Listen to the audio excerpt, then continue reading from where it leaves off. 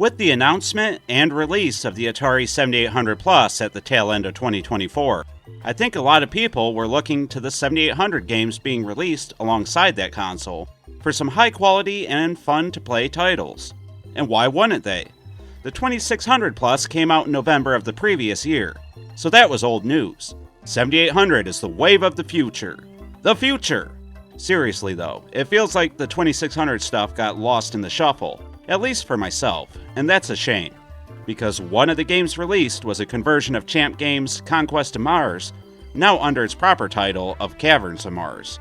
And I don't have to tell anybody who is familiar with Champ Games how great their titles usually are. So let's see if Caverns of Mars lives up to the quality that we've come to expect from Champ Games and Atari, or if it's a rare miss for both. Sit back, relax, and let's explore the Caverns of Mars, a 2024 2600 and 7800 Plus release for all of you. But real quick, please consider subscribing and hitting that bell icon to be notified whenever we upload. All we do is cover Atari, things both old and new for the company and their consoles. So if that sounds interesting to you, then again, please subscribe. And check out our social media and Discord server, links in the description. Okay, on to the review. Caverns of Mars was originally released in 1981 by Greg Christensen for the Atari Program Exchange on the 8-bit line of computers.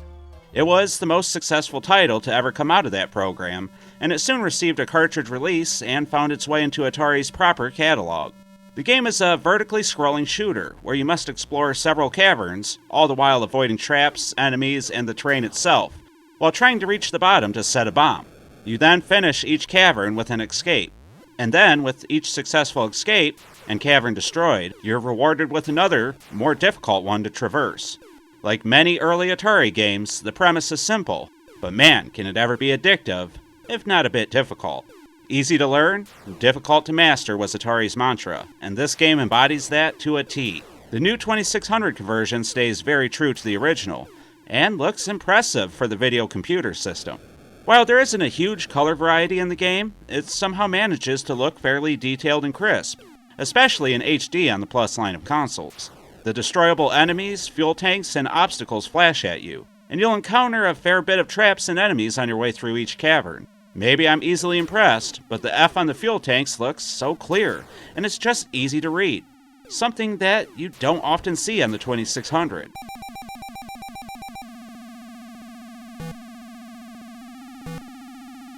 And the title screen is awesome too, featuring the title of the game, along with your craft hovering just above your first cavern. The only real thing to do on the title screen is to select your difficulty, and there is a fair bit here for you to choose from.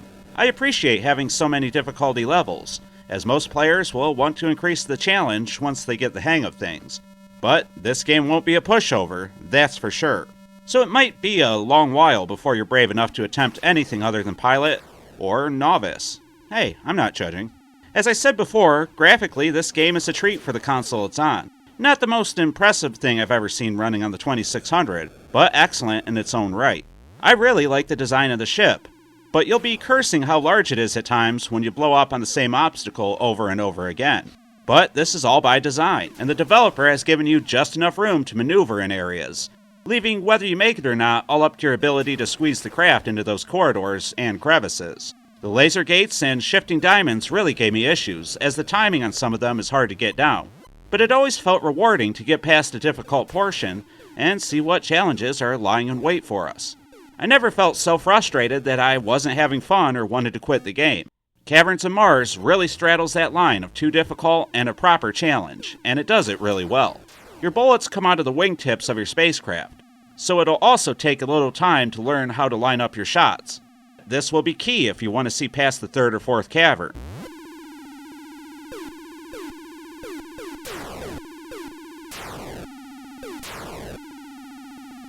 There are portions where you're free-falling in open space within the caverns.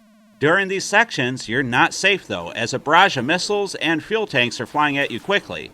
And you're going to miss a lot of these shots in these moments, and fail to maneuver out of the way of the quickly approaching obstacles. You'll wind up having to use a continue or two the first time you come across these sections. Once you learn the quirks of controlling the ship, lining up your shots, and when and where to go lower on the screen, You'll be completing this section and all the others with expert precision. The game does a really great job at making you feel like an ace pilot when you're doing well, especially when you're escaping the cavern as your bomb ticks down. And it's really cool every time you have to do this. And the game forces you to memorize things as you traverse it in reverse on your way out. You're not given a lot of time, and you no longer have to worry about shooting. The button accelerates you to breakneck speeds, and you'll have to be quick all the while escaping the tight corridors. This game just is full of incredible moments and incredible stuff, and it all plays extremely well. Caverns of Mars is also generous with lives and continues, so you'll have plenty of opportunities to correct your mistakes and learn the areas of each level that are giving you trouble. Heck, the game is very generous with checkpoints too, and even when using a continue, Caverns of Mars will not make you start a level over until you've used all of your stock and continues. Despite its difficulty, Caverns of Mars is very, very fair, and I never felt like a death wasn't my own fault. I have to say, this game really impressed me, and it's a shame that I honestly almost ignored it. I was so focused on the 7800 stuff that this gem almost passed me by completely. But Caverns of Mars isn't perfect, and there is one area that really truly disappointed me, and that is the audio.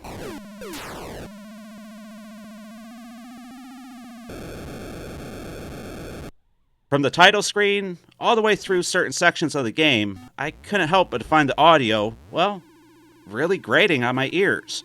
The sound of the ship hovering near the top of the screen instantly got on my nerves. While it's more bearable when the ship is hovering low on the screen, it's still pretty bad.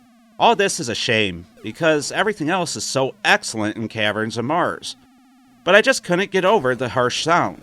Still, even with this mark against the game, Caverns of Mars captivated me.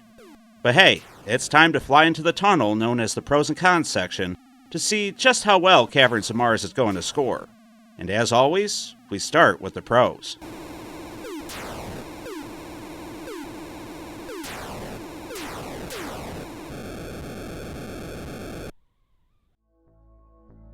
Caverns of Mars looks brilliant. I really think the developer did so much with so little here graphically. The challenge, while difficult, is fair, and you start with plenty of lives and continues to keep things going for long play sessions. And if you find that things are getting a little too easy, all you need to do is up the difficulty level, and you should be able to get a challenge once again. I love the variety of gameplay and sections in each tunnel as well, with the escape portions being a real highlight for myself. Caverns of Mars is a gem on the 2600, and it shows why Champ Games has been so beloved for so long in the Atari community. But I do have a con, and again, that's the sound. I really couldn't come to terms with the audio, and I had to mute it after a little while. It's just harsh and abrasive to the ears. Some people might not be able to come to terms with the difficulty either, but I feel that this game is more than fair. And, well, that's it for the cons. Caverns of Mars for the 2600 and plus line of consoles is just fantastic, and that's why I'm going to give it 4 one-button joysticks out of 5.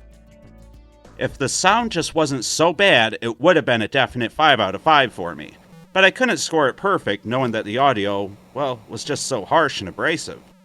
The rest of the game is excellent though, and everybody should pick this one up and give it a try. Heck, at $29.99, this game is a must-own for all 2600 and plus line console owners, in my opinion. If you love Atari games and Caverns of Mars, then you won't be disappointed. But that's my opinion, and now I want to hear from all of you. Do you agree with my assessment and score for Caverns of Mars? Or was I way off somewhere? Did you pick this game up, or did you skip it over? And if so, why? And have you played any other version of Caverns of Mars? How does this one compare to those? Let me know about all this and more in the comments down below. And please, hit the like button if you enjoyed the review, or leave a dislike if you didn't. Hey, it's only fair, right? I'd also like to take a minute to thank these classy Atarians for supporting the channel. They have all either picked up a YouTube membership, or they support me on Patreon. Either way, I couldn't do this without all their help. And if you want to support the channel, grab a membership or check out our Patreon. Link in the description. But with all that, it's time to wrap up yet another review here on the channel.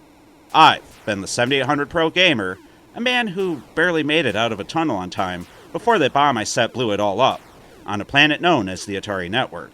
And I'd like to thank you all for watching. And as always, Remember to stay classy, Atarians.